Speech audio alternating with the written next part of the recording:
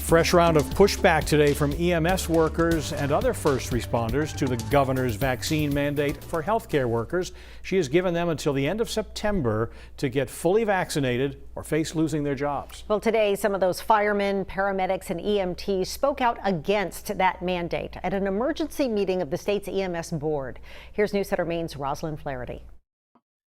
Maine EMS holding an emergency virtual meeting to hear and address concerns about the governor's vaccine mandate. The town of Wells is not in favor of this mandate. While I do believe in personal choice for most things, there are times when we have to look at the greater good. The mandate requires all healthcare workers to be fully vaccinated against COVID-19 by October 1st.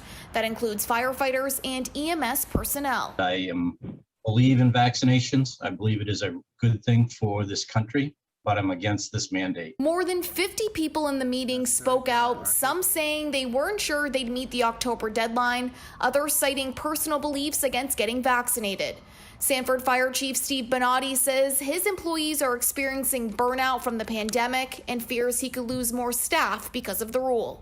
Sanford specifically is at a 10% deficit due to regular outages at this time, and this may push it to 18%. That has a detrimental effect on the city of Sanford and its payroll, as well as the ability to handle calls. Only a handful were in support of the mandate, including Westbrook Fire Chief Andy Turcott. We're required to have certain vaccines to go to school or to be able to work in the healthcare field.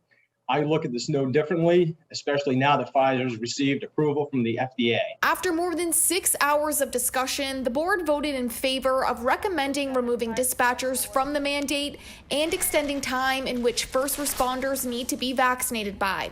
They will bring the recommendation to the state, but are fully aware that Maine EMS can't change the mandate, and their recommendation may have no impact.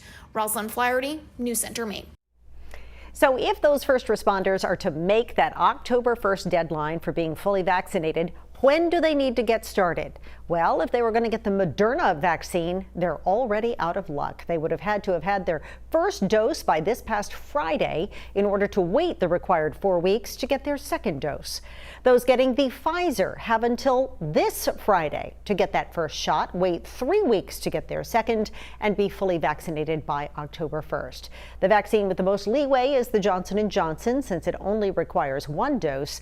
Healthcare workers can wait until September 17th to get it and be fully vaccinated by the governor's deadline.